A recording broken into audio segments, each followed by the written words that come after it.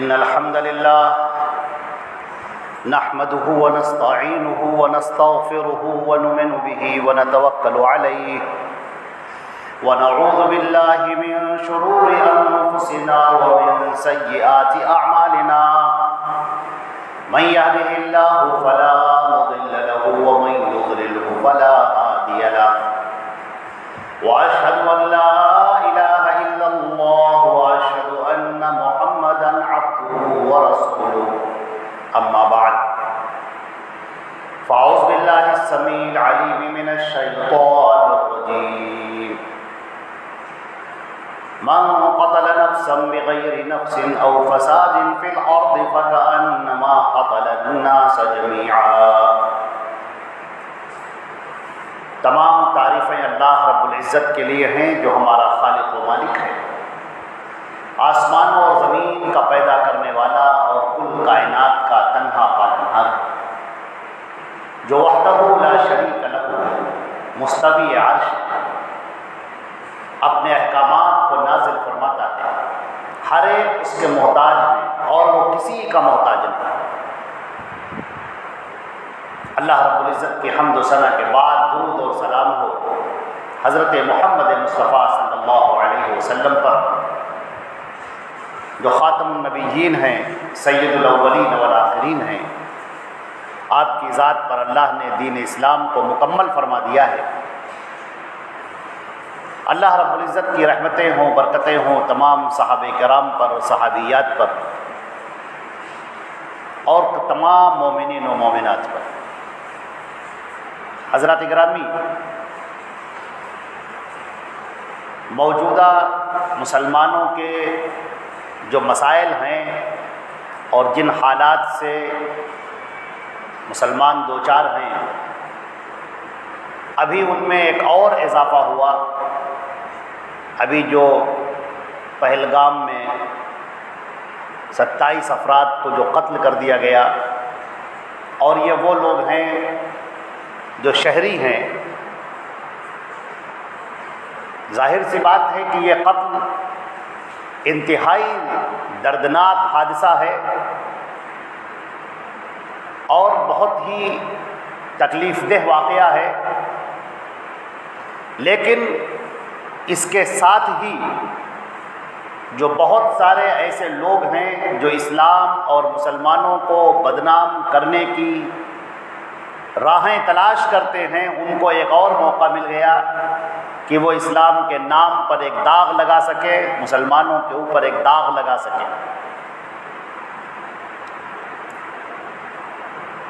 اور کچھ ایسے بھی لوگ ہوتے ہیں جو اپنی عقل سے کام نہیں لیتے، معلومات سے کام نہیں لیتے، وہ صرف لوگوں کے کہنے اور سننے کی وجہ سے پورے مذہب کے اوپر کالک پوت دیتے ہیں اور اس کا بگڑا ہوا رخ لوگوں کے سامنے پیش کرتے ہیں۔ اسلام کی تعلیمات اس سلسلے میں بالکل واضح ہیں، دو ٹوک ہیں اور بالکل صاف ہیں۔ کسی بھی بے گناہ شخص کو قتل کرنا یہ اسلام میں بڑا گناہ ہے، گناہ کبیرہ ہے، جہنم میں جانے کا مستحق ہو جاتا ہے ایسا انسان جو بغیر کسی وجہ کے، بغیر کسی حق کے کسی کو قتل کرتا ہے۔ جیسا کہ قرآن پاک میں فرمایا گیا، من قتل نفسا، اگر کسی نے کسی کو قتل کر دیا ہے، بغیر نفس، بغیر کسی نفس کے، یعنی اسلام میں ایک سزا ہے جسے قصاص کہتے ہیں کہ اگر کوئی کسی کو قتل کر دے تو پھر حکومت اس پر مقدمہ چلاتی ہے، اور مقدمہ چلانے کے بعد بطور سزا، بطور قصاص اس شخص کو بھی قتل کر دیا جاتا ہے جو قاتل ہے۔ تو اگر ایسے شخص کو کوئی قتل کرتا ہے، جیسے جلاد ہے،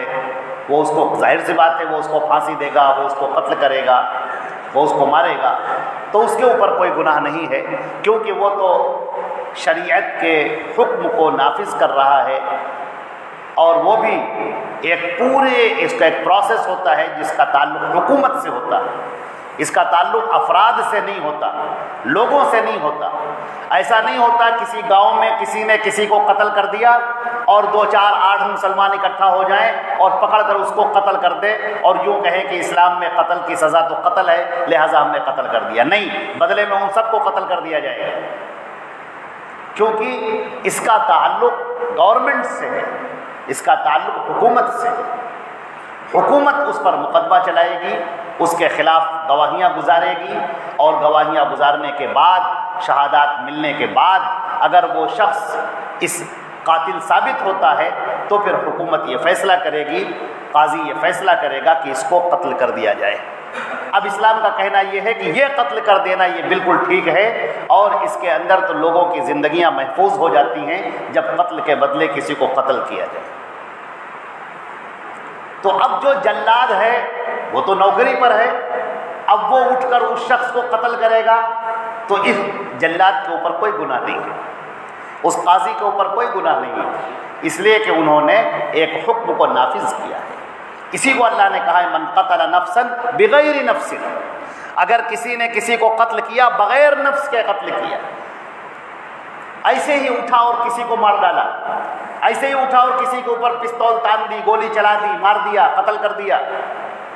تو پھر یہ جو سزا ہوگی وہ سزا ایسی ہے کہ اس نے اتنا بڑا سنگین گناہ کیا ہے، اتنا سنگین گناہ کیا ہے اللہ کی نگاہ میں کہ گویا اس نے تمام انسانوں کا قتل کر دیا۔ یہ اللہ کی نگاہ میں بہت سنگین جرم ہے، بہت بڑا جرم ہے کسی کو قتل کر دینا۔ اللہ کے نبی صلی اللہ علیہ وسلم سے سوال کیا گیا کہ ہمیں بڑے گناہوں کے بارے میں بتائیے جو کبائر گناہ ہیں۔ اللہ کے نبی صلی اللہ علیہ وسلم نے جو گناہ گنوائے ان میں کہا ناحق قتل کرنا۔ اگر تم ناحق قتل کرتے ہو تو پھر گناہ کبیرہ کے مرتکب ہوتے ہو، بہت بڑے گناہ کے مرتکب ہوتے ہو۔ اسی طریقے سے ایک ہے فساد فی الارض، زمین میں اگر کوئی فساد برپا کر رہا ہے، جیسے ڈاکو ہیں، چور ہیں، یا بستیوں پر حملہ کرنے والے ہیں، شہریوں کو قتل کرنے والے ہیں، تو پھر ایسے لوگوں کو پکڑا جائے گا اور ان کو بھی قتل کیا جائے گا۔ اب اگر کسی آدمی نے کسی کو قتل کر دیا تو اللہ رب العزت نے فرمایا کہ یہ جو ناحق قتل ہوا ہے، یہ جو معصوموں کا قتل ہے، وہ جن کا کوئی تعلق نہیں ہے لیکن ان کو قتل کیا گیا، تو پھر یہ بہت عظیم گناہ ہے، بہت بڑا گناہ ہے۔ ہمارے نبی صلی اللہ علیہ وسلم نے ایک مرتبہ مسجد میں دیکھا، جیسے جمعہ ہوتا ہے، لوگ آتے ہیں، دور دراز سے آتے ہیں، تو آپ نے دیکھا ہوگا کچھ علاقے سے گزرنے والے جو سامان بیچنے کے لیے آتے ہیں وہ بھی مسجد کے اندر آ جاتے ہیں کہ نماز پڑھ لیں، پھر نماز پڑھ کے پھر اپنا کام کرنے نکل پڑیں گے۔ تو ایسے ہی ایک صاحب تھے جو نیزہ وغیرہ بیچا کرتے تھے، بھالا، نیزہ، وہ بیچا کرتے تھے۔ تو اب جو بھالا بیچتا ہے وہ تو لے کر چلتا ہے اپنے بھالے کو، تو وہ بھالے کو لے کر وہی نیزے کو لیتے ہوئے مسجد کے اندر وہ آ گئے۔ نبی کریم صلی اللہ علیہ وسلم نے ان کو دیکھا اور کہا کہ دیکھو، سنبھالو اپنے اس نیزے کو، اس نیزے کو سنبھالو، کہیں ایسا نہ ہو کہ کوئی بے گناہ اس کی چپیٹ میں آ جائے اور یہ قتل ہو جائے اور اس کی وجہ سے پھر وہ جہنم کے خندق میں جا گرے۔ اسی طرح اللہ کے نبی صلی اللہ علیہ وسلم نے دیکھا کہ 2 مسلمان آپس میں مذاق کر رہے تھے، تفریح کر رہے تھے، تو ایک آدمی نے جو تیر لیا ہوا تھا، اسے کمان پہ رکھ کے چلایا جاتا ہے، نکیلا ہوتا ہے، وہ تیر سے اپنے بھائی کی طرف اشارہ کر رہا تھا، ایسے ایسے ہنسانے کے لیے، مذاق میں۔ اس کا ارادہ کوئی اس کو مارنے کا نہیں تھا، لیکن وہ نیزے نوکدار ہے، ایسے ایسے اشارہ کر رہا تھا سامنے کی طرف۔ اللہ کے نبی صلی اللہ علیہ وسلم نے کہا تم میں سے کوئی مذاق میں بھی، ہنسی میں بھی دھاردار چیز کو کسی کی جانب نہ کرے، کہیں ایسا نہ ہو کہ شیطان بہکا دے اس کے ہاتھ کو اور وہ سامنے والا قتل ہو جائے، اس کو تکلیف پہنچ جائے۔ تمہارا ارادہ نہیں تھا، تم نے بالکل نہیں چاہا تھا سامنے والے کو مارنا، یا سامنے والے کو چوٹ لگ جائے، جیسے بعض لوگ چاقو لیے رہتے ہیں، چاقو سے ایسے ایسے سامنے والے کی طرف کر رہے ہیں، ان کا ارادہ اس کو مارنے کا نہیں ہے، لیکن ہو سکتا ہے تمہارا پیر پھسل جائے اور تم اسی کے اوپر گر پڑو، ہو سکتا ہے کوئی پاس سے نکل جائے اور اس کا ہاتھ تمہارے ہاتھ میں لگ جائے اور اس کو چوٹ لگ جائے، کچھ بھی۔ تو ایسے موقع کے لیے اللہ کے نبی صلی اللہ علیہ وسلم نے فرمایا کہ مذاق میں بھی، تفریحات میں بھی، ہنسی میں بھی کوئی دھاردار چیز، ہتھیار والی چیز، نقصان پہنچانے والی چیز اپنے بھائی کی طرف نہ کرے، اور اگر اس کو چوٹ لگ جاتی ہے تو پھر یہ گنہگار ہوگا، اور ایسے ہی نہیں اس کو چھوڑ دیا جائے گا، یہ گنہگار ہوگا اور اس سے بدلہ لیا جائے گا۔ تو حضرات گرامی آپ یہ دیکھیں کہ اسلام کی تعلیمات اس سلسلے میں دو ٹوک ہیں اور واضح ہیں۔ ہم آپ کو ایک اور واقعہ بتاتے ہیں، بلکہ اسلام کا یہ بنیادی قانون ہے، اسے آپ یاد رکھیں۔ روم کے جو لوگ تھے وہ مسلمانوں کے در پہ تھے، ان کی ٹکڑیاں آتی تھیں اور مسلمانوں پر حملہ کر کے نکل جاتی تھیں، بھاگ جاتی تھیں۔ چنانچہ اللہ کے نبی صلی اللہ علیہ وسلم نے اعلان کیا کہ ایک لشکر روانہ کیا جائے گا، جو لشکر اس سے پہلے بھی جا چکا تھا مگر وہ جیت نہیں پایا تھا، واپس آ گیا تھا، جس میں حضرت عبداللہ ابن رواحہ، جعفر ابن ابی طالب اور دیگر حضرات شہید ہوئے تھے۔ خالد ابن ولید رضی اللہ تعالیٰ عنہ نے جس میں کمانڈنگ سنبھالی تھی پہلی مرتبہ، اور ان کو اللہ کے نبی صلی اللہ علیہ وسلم نے سیف اللہ کا خطاب دیا تھا۔ اس جنگ سے واپسی کے بعد اللہ کے نبی صلی اللہ علیہ وسلم نے ایک لشکر روانہ کیا، تیار کیا، جس میں حضرت ابوبکر بھی ہیں، حضرت عمر فاروق بھی ہیں، عثمان غنی بھی ہیں، علی مرتضیٰ بھی ہیں، ابو عبیدہ بن الجراح بھی ہیں، خالد بن ولید بھی ہیں، بڑے بڑے کمانڈر سب اس میں موجود ہیں، اور لشکر کا کمانڈر بنایا حضرت اسامہ ابن زید کو، جو زید ابن حارثہ کے بیٹے تھے۔ حضرت اسامہ ابن زید کو، جو 17 یا 18 سال کے نوجوان تھے، پوری فوج پر ان کو کمانڈر بنایا، اور اللہ کے نبی صلی اللہ علیہ وسلم کا خود یہ معاملہ ہوا کہ آپ کے رات میں بخار آ گیا، یہاں تک کہ آپ کے سر پر وہ بھیگی ہوئی پٹی باندھنی پڑی، سر پر بھیگی ہوئی پٹی باندھے ہوئے اللہ کے نبی صلی اللہ علیہ وسلم تشریف لائے جہاں پر مسلمانوں کی فوجیں تھیں مدینے کے باہر۔ اسامہ ابن زید اپنے گھوڑے پر سوار تھے، فوجوں کا جائزہ لے رہے تھے۔ اللہ کے نبی صلی اللہ علیہ وسلم کو دیکھا تو فوراً گھوڑے سے اترنے لگے، آپ نے گھوڑے کی لگام پکڑ لی اور کہا بیٹھے رہو، میری بات سنو۔ حضرات گرامی، یہ حدیث آپ ضرور یاد رکھیں، یہ واقعہ آپ ضرور یاد رکھیں۔ اللہ کے نبی صلی اللہ علیہ وسلم نے فرمایا، اے اسامہ، تم روم کی سرحد پر جا رہے ہو جنگ کرنے کے لیے، جب تمہارا لشکر راستے سے گزرے گا تو خبردار کسی دکان سے کوئی سامان چھین کر مت کھانا۔ لشکر ہے، ہزاروں کی تعداد میں جا رہا ہے، خبردار کسی دکان سے، کسی سامان والے سے کوئی سامان بغیر پیسہ دیے، بغیر اجرت دیے ہوئے مت کھانا۔ تم راستے سے گزرو گے تو ہرے بھرے درخت پڑیں گے، اپنے لشکر میں کھانے کو پکانے کے لیے ان ہرے بھرے درخت کو مت کاٹنا، جو سوکھی لکڑیاں ہوں گا ان کا استعمال کرنا۔ آپ نے فرمایا جب تم راستے میں جا رہے ہوگے تو کچھ ایسے بھی لوگ ہوں گے جو تم سے کوئی تعرض نہیں کریں گے، تمہارے لشکر کو روکنے کی کوئی کوشش نہیں کریں گے، خبردار ان سے بالکل جنگ مت کرنا۔ آپ نے فرمایا کہ دیکھو جب تم میدان جنگ میں پہنچ جانا تو اس بات کا خیال رکھنا کہ میدان جنگ میں کچھ لوگ زبردستی لائے جاتے ہیں جن کا کام جنگ کرنا نہیں ہوتا ہے، وہ لائے جاتے ہیں جیسے باورچی کھانا پکانے کے لیے، جیسے ڈرم بجانے والے اس زمانے میں ڈھول بجا کر لوگوں کو جوش دلاتے تھے، جیسے ان کی عبادت گاہوں کے لوگ جو نمازیں، ان کی نمازیں پڑھانے والے، ان کی عبادت کے طور طریقے کرنے والے راہب۔ آپ نے فرمایا یہ وہ لوگ ہیں جن کا جنگ سے کوئی تعلق نہیں ہے، خبردار ان میں سے کسی کو قتل مت کرنا۔ آپ نے فرمایا جب تمہاری جنگ ہو رہی ہو اور تمہارا دشمن اپنی شکست قبول کر لے اور اپنے ہتھیار کو زمین پر گرا دے تو پھر اسے قتل مت کرنا۔ یہ اسلام کی تعلیمات ہیں۔ پتہ نہیں کیسے لوگوں کے ذہن کے اندر یہ ڈالا جا رہا ہے، اسلام کی تصویر کو مسخ کرنے کے لیے، ڈسٹورٹ کرنے کے لیے، اس کو خراب کرنے کے لیے، مسلمانوں کی شبیہ کو لوگوں میں بدنام کرنے کے لیے کہ یہ مسلمان ایسے ہوتے ہیں، یہ دکھانے کے لیے کہ صاحب اسلام کا مسئلہ بھی بس تلوار اٹھاؤ اور سب کو قتل کرنا شروع کر دو۔ ہرگز نہیں، یہ بالکل نہیں ہے۔ اسلام تلوار اٹھانے کی اجازت دیتا ہے، بالکل دیتا ہے،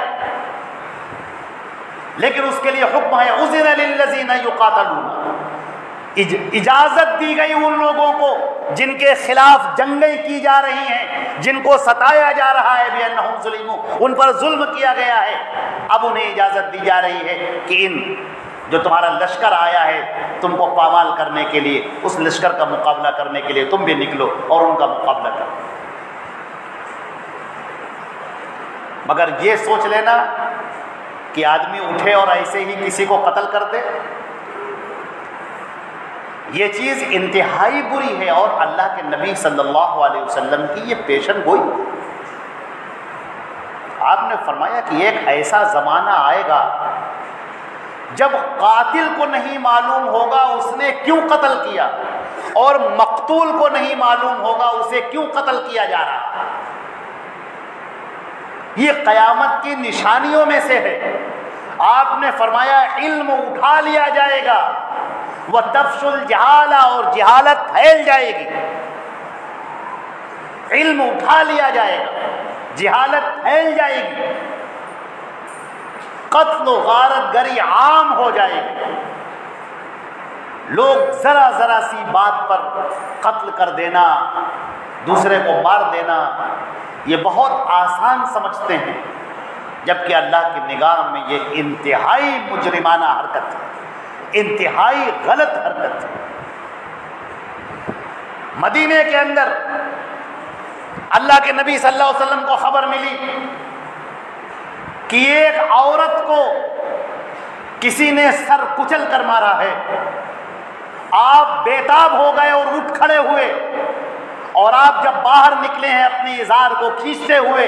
اپنی چادر کو زمین پر کھینچتے ہوئے جب آپ باہر نکلے ہیں،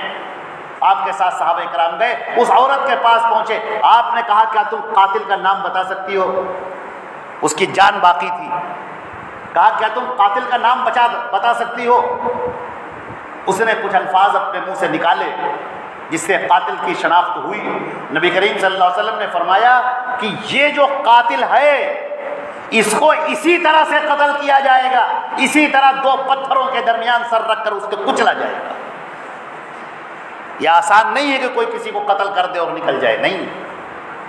اسلام اس سلسلے میں سخت ہدایات رکھتا ہے، بڑے سخت قوانین رکھتا ہے، لیکن یاد رکھیں کہ کسی بھی معصوم شخص کو مار دینا، کسی ایسے شخص کو جس کا کوئی تعلق نہیں ہے جنگ سے، اس کو قتل کرنا، یہ اسلام کے اندر جائز ہی نہیں، یہ حرام ہے۔ آج میڈیا کے اوپر بیٹھے ہوئے بہت سارے لوگ، ٹی وی چینلز کے اوپر بیٹھے ہوئے بہت سارے لوگ، اور فیس بک پر، انسٹاگرام پر، واٹس ایپ پر اپنی جانب سے ایسی ایسی باتیں لکھ رہے ہیں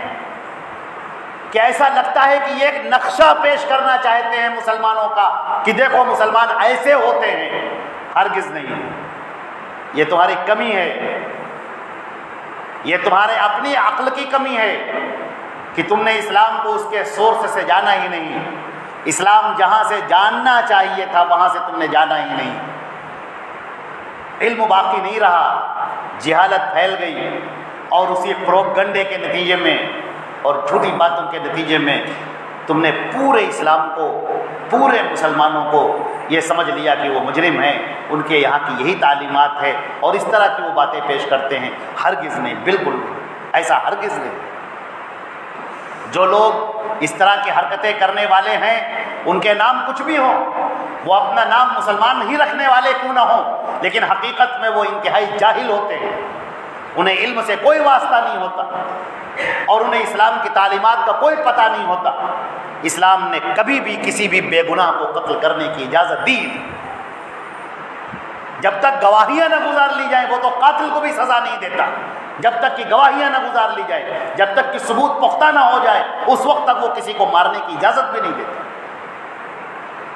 لیکن افسوس اس بات کا ہے کہ آج ہمارے یہاں جو لوگ واٹس ایپ چلانے والے ہیں، فیس بک چلانے والے ہیں، جو مسلمان نسل ہے ہماری، جو مسلمان جنریشن ہے ہماری، افسوس کی بات ہے کہ وہ خود اسلام کو نہیں جانتے، وہ خود اس بات سے واقف نہیں ہیں۔ آج آپ بہت ساری چیزوں کو دیکھیے تو آپ کو نظر آئے گا کہ مسلمان تو ہیں، مسلمان گھر میں بھی پیدا ہوئے ہیں، لیکن انہیں اسلام کے بارے میں کچھ بھی پتہ نہیں، نہ انہیں قرآن پاک کے بارے میں پتہ ہے، نہ انہیں حدیث رسول کے بارے میں پتہ ہے، نہ انہیں اللہ کے پیارے رسول حضرت محمد مصطفیٰ صلی اللہ علیہ وسلم کی زندگی کے بارے میں پتہ ہے۔ عزیزان محترم، ایک بات پر غور کیجئے گا کہ اللہ کے پیارے نبی حضرت محمد مصطفیٰ صلی اللہ علیہ وسلم پر جب پہلی وحی نازل ہوئی تو آپ کو معلوم ہے کہ وہ پہلی وحی کیا تھی؟ اللہ کے نبی صلی اللہ علیہ وسلم غار حرا میں تشریف فرما ہیں اور حضرت جبریل علیہ السلام بشکل بشر، بشکل انسانی ان کے سامنے آتے ہیں اور قرآن پاک کی وہ پہلی 5 آیات ان کو دیتے ہیں۔ سب سے پہلے آپ تھوڑی دیر کے لیے غور کریں کہ جہاں زمین پر فساد پھیلا ہو، جہاں کفر پھیلا ہو، جہاں شرک پھیلا ہو، جہاں لوگ ایک دوسرے کو قتل کر رہے ہوں، جہاں جوا عام ہو، جہاں زنا عام ہو، جہاں شراب نوشی عام ہو، جہاں پر لوگوں کے حق پامال کیے جا رہے ہوں، اگر اللہ رب العزت اپنے بندوں سے پہلا خطاب جو فرمائے گا وہ کیا ہے؟ پہلا فرمایا گیا اقرأ بسم ربک الذی خلق، پڑھو اس رب کے نام سے جس نے تجھے پیدا کیا ہے۔ خلق الانسان من علق، انسان کو جمے ہوئے گوشت کے لوتھڑے سے پیدا کیا ہے۔ اقرأ، پڑھو سب سے پہلے۔ اللہ رب العزت نے بات فرما دی کہ یہ اسلام،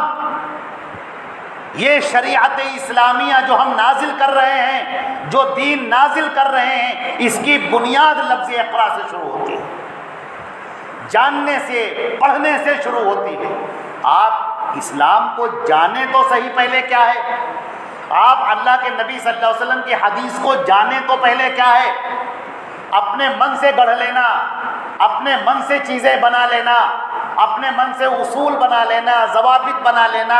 قاعدے قانون بنا لینا، یہ بالکل روا نہیں ہے۔ سب سے پہلے آپ جانیں، اللہ نے قرآن پاک میں بھی کہا فَاعْلَمْ أَنَّهُ لَا إِلَهَ إِلَّا اللَّهُ، تو سب سے پہلے یہ جان لے، سب سے پہلے علم حاصل کر لے کہ اللہ کے علاوہ تیرا کوئی معبود نہیں ہے، ایک سچا معبود صرف ایک اللہ ہے۔ تو یہ تعلیم، علم اور مسلمان، یہ دونوں کو آپس میں جوڑ دیا گیا ہے۔ پہلی وحی نے، پہلی وحی آسمانی نے، پہلی وحی ربانی نے اسلام کو اور تعلیم کو آپس میں جوڑ دیا ہے کہ جاہل اگر ہے تو پھر آپ سچے مسلمان نہیں ہو سکتے، آپ کو پتہ ہی نہیں۔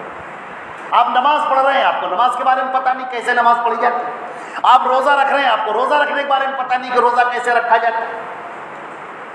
جب تک آپ اس کا علم نہ حاصل کر لیں، جب تک وہ چیز آپ جان نہ لیں، تب تک وہ آپ کی چیز ادھوری ہے اور ناقص ہے۔ اگر آپ کو پتہ ہی نہ ہو کہ نماز کی شروعات کہاں سے ہوتی ہے، آپ سوچیں کہ ٹھیک ہے ہم آئے نماز پڑھنے کے لیے اور ہم نے کہا سبحان اللہ اور سبحان اللہ کہہ کر نماز شروع کر دی۔